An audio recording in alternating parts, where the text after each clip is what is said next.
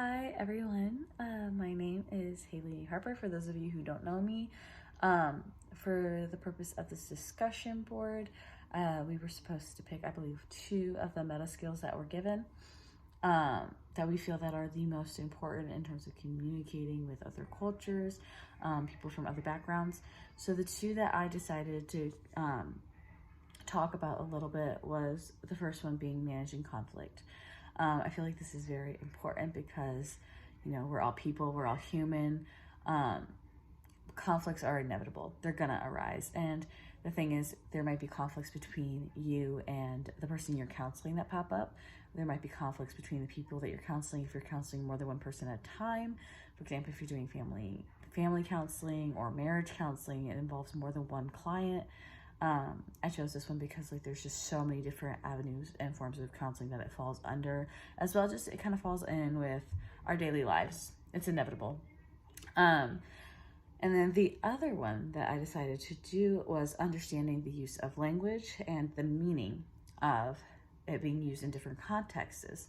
I felt like this was very important because different languages and different places in the world, they have very different meanings attached to different words, or they will talk about things that necessarily we don't. So I know in German, for example, there's a word that means yes and no. I could not tell you what it is because it's been a long time since I've heard it, but I had a friend from Germany and she used it one time. I was like, what does that even mean? She was like, we don't have a word to describe it in our language, but it basically would be the equivalent of us saying yes and no, but using only one word.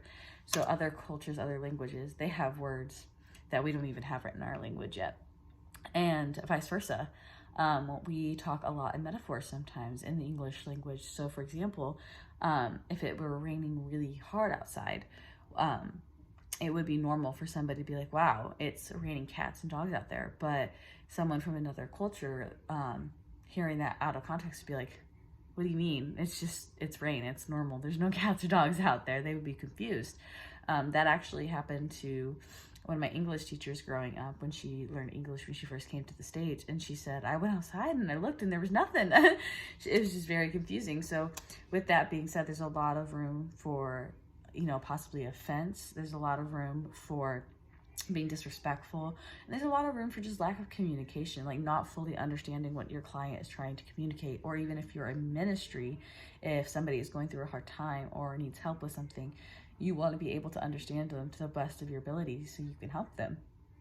I mean, you can't help someone if you don't know what they're trying to talk to you about. So these are the reasons that I chose these topics, because they're so important, not even just with multicultural counseling, but just in counseling in general. 2 ways that I kind of came up with to handle it is, in terms of knowing the context that things are spoken in, is, for the most part, before you sit down in a session with someone, you should kind of have a little bit of a feel for who they are already. So if it's possible, if you are aware of that your culture, you're counseling someone from a different culture or a different background, do some research on it. Really try to look up, try to just be as informed as possible. Look up facts, look up interesting tidbits about wherever they're from, just so you can kind of be a little bit more relatable. Also, if you don't know something, don't pretend like you know it. I think a lot of the times, especially if we hear something and we don't fully process it in our brains, we just kind of smile and nod. But just being open and communicating, like, oh, what does that word mean? I've never heard that before. And just try to get a deeper understanding of what they're trying to tell you and where they're coming from.